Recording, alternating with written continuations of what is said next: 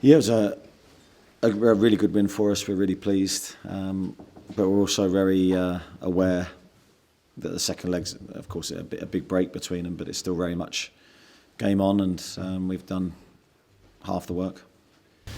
Arsenal unbeaten here at home since April last year, and obviously you guys don't have a good record here. How satisfying was it to come here and put all that to bed?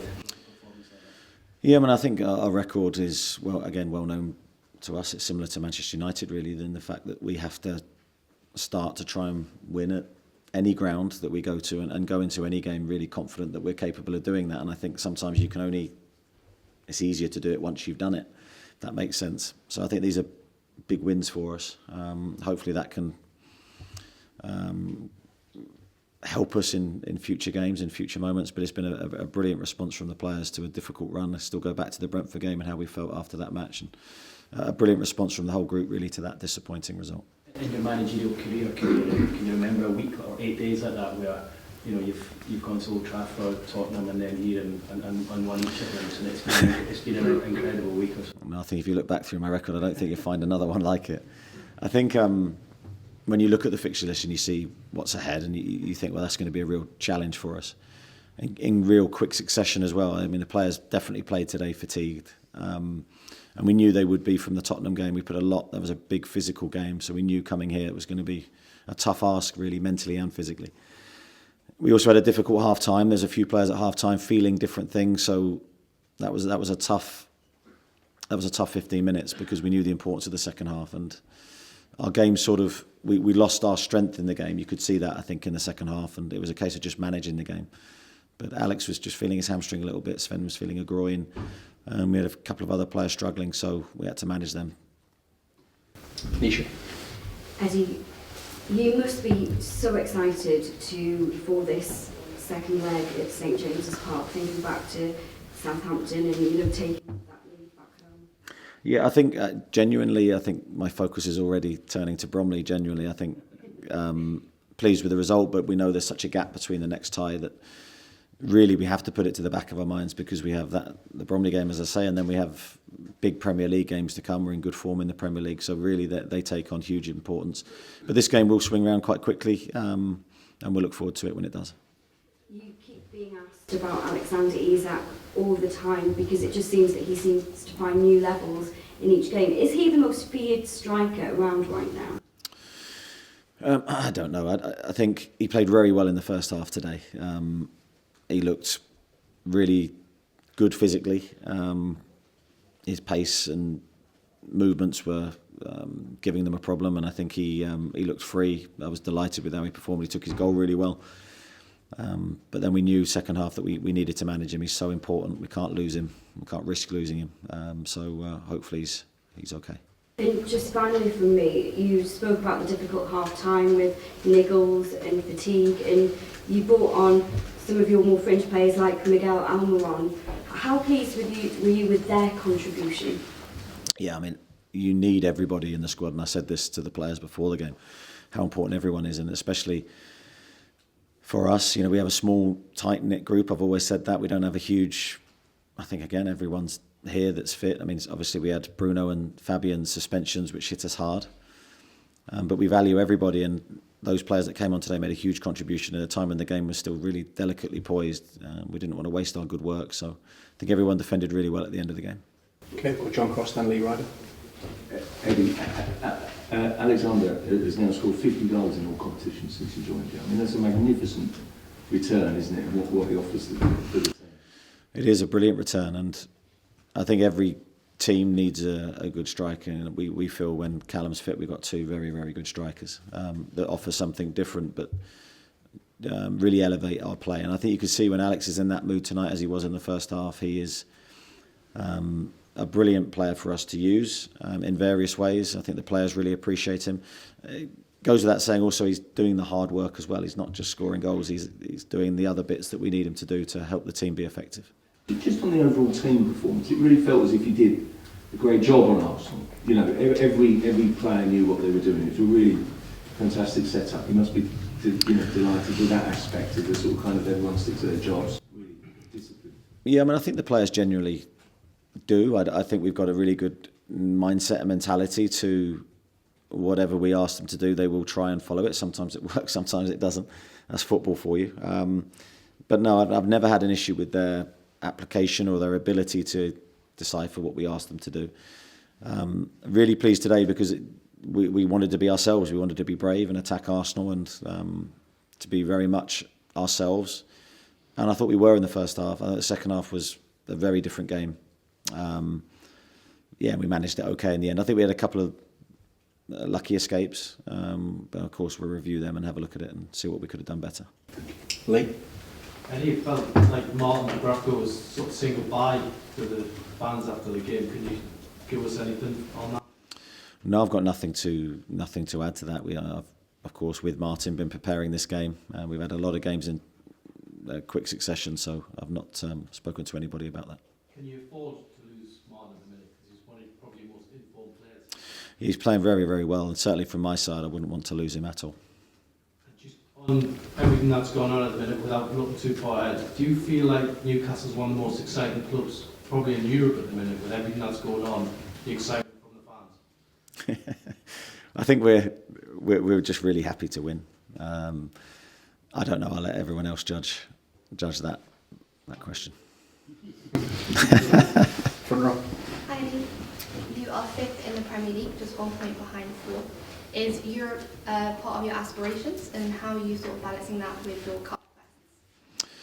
Yeah, I think we are very much step by step. I think we have been for a number of weeks. The Christmas period is always busy, a real big physical ask. So I think we'll look at the Bromley game again in isolation. We'll try and pick a team that's good enough to try and win that game. And then we go back to the Premier League. And so, yeah, we're trying to achieve great things, but we're having to take small steps to try and do that. I think most importantly for any aim in any league or any competition, we need the players playing at near their best levels. I think we're getting close to that. Okay, we've got Sam, George and then Scott. Maybe. I know I take your point about there's 5 games to go to the second leg, but this epic quest that Newcastle are on to win their first domestic trophy in 6 decades, it's clearly going to be a preoccupation of the fans. I mean, do you recognise it as such one of the great sort of quests in British sport for this club to actually finally win something? I don't think you can necessarily think like that if you're me. I think I'll let got no problem with our supporters thinking whatever they need to think or whatever they want to think. But I think when you're in my shoes, I think you've got to be strategic and you've got to plan well and you've got to look just at what's ahead of you in the next few days. And that's what we've always done and that's what we'll always do. Now, this game is there in the future and we really look forward to it when it comes round. But it now goes out of my focus totally until it needs to come back in. George? Hi Eddie, can you kind of give an insight into what it's like managing a team that's on a run of wins like this? They obviously had to show a bit of everything tonight to defend and attack very well as well. Are they kind of going out onto the pitch knowing that they can handle whatever's thrown at them? I think it doesn't really change in terms of the management of the group. I think if you're winning or losing, that you still have problems and you encounter it. Not everything's always rosy. There's still challenges in management. But I think there's just a different feeling. I think you're doing those things and encountering those issues and in a positive frame of mind. The players are certainly positive and they're believing in each other at the moment. And winning is the only thing that can really truly glue them together in that way. So the challenge for us is to try and harness that and keep it and not throw it away. And sometimes that can be easily done. So we don't take it for granted. I think that's the most important thing. We're really enjoying it and treasuring the moment. It's maybe not quite as big a deal as winning here or winning at Old Trafford, but I think that's the first time you won a competitive game without Bruno's involvement. I think that's right. How big a deal is that you're able to do that without arguably your most important player? Well, I think it's important we're able to win without anyone. The team has to be the strength, not the individual. So I think we miss Bruno whenever he doesn't play for us because he's got obvious qualities. But I don't think you should ignore also Fabian's absence. He's been a really key player for us, very reliable. So I think we won today without those 2 players, which is a great sign for us, and it means there is strength and depth within the squad, although not in huge numbers. And as I said, at half-time today was a real sort of warning to us that the players are giving everything physically, and we need to look after them. Okay, we'll take a few more. Start with Scott. You said we wanted to be ourselves, and you wanted to take the game to Arsenal, and that was a big part of your win, I think. Was the selection of Joe Willock a reflection of that? Because there were other midfield options who were maybe a little bit more defensive or have those attributes more, but you went for Joe Willock to keep you on the front foot, presumably.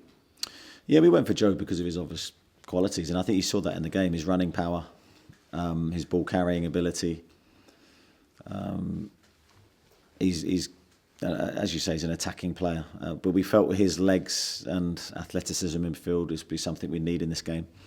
I thought he did lots of different things well, maybe to the normal Joe Willock attributes. I thought he defended really well. I thought his carrying out of the instruction was very good off the ball. And I thought he gave everything physically. He's not probably at his maximum level because he just hasn't had the rhythm from the games that he needs, but a big showing from Joe today, I thought. Sorry, I don't want to labour the point on Martin, but there were tears in his eyes, or there seemed to be at the end there. I mean, are you saying that, as far as you're aware, it's not a done deal that he is leaving? There's still work to be done on that? Scott, I know nothing, genuinely. I've been head down into the game, so I'm sure I'll speak to Paul at some stage today. Hi Eddie, I just wanted to ask about Jacob Murphy and his recent run of form. How important has he been in your recent run of 7 wins in a row? He's been very good, yeah. I mean, I thought Jacob I know Jacob was one of those players that was tiring a little bit today. He's given everything in the game, in the previous games and today, and we ask a lot of him physically. So I thought tactically, again, he was excellent. He plays with, again, a really deep understanding of what we need him to do. He's got quite a complex role in the team. I thought he was very good today again. Okay. Last two, we'll go second row and then Dominic. Hi, can I ask about Lewis Hall? We know Arsenal like to build up down the right quite a bit, whoever's playing there. Just how would you assess his performance today, and how did it show kind of how important he's become for you over this season? Yeah, I thought Lewis did really well. I thought, as you say, Arsenal very good down that side of the pitch. I thought he defended very, very well. I can picture him, especially in the second half, because that was a challenge for us down that side, covering, working in tandem with the players around him to try and nullify their threat. I thought it was a really mature performance from him. And also on the ball, he just has that composure. He always has a split second more time than you maybe think he can. So his technical delivery again was very strong today. Yeah, he's obviously does seem to be playing just a lot more regularly for you this season. Is there anything obvious he's doing differently this season that maybe hadn't been doing before? I just think generally his all-round game's improved, and is still improving. I think there's still more to come from him. But I think he's shown real maturity. He's played some really difficult games for us, and his defensive performances especially have been very strong. Thank you. Okay, we'll time for one more, Tom. Sven Botman being a baptism of fire for him the past 2 games coming in after so long out. How pleased are you with his performances, and how is he? Obviously you mentioned it all the time. Yeah, he was just feeling his groin. He felt he was able to continue. That was with him and the medical team. He felt strong enough to go back out in the second half, and you wouldn't have known there was any issue with him. But naturally fatigued, I think. But as you say, for him to play in the way that he has in those 2 games after so long out and in such tight turnarounds, hugely impressive. And I think it shows where Sven is mentally. He was a warrior for us in our Champions League season, and we've really, really missed him. So I'm delighted with how he's done, and he deserves all the plaudits, really. You said you know nothing about the Martin Bradford situation. Is there a chance he could stay at the club and even be offered a new contract? Well, that would be my wish. On AM, on DAB, via the talkSPORT app and on your smart speaker. talkSPORT.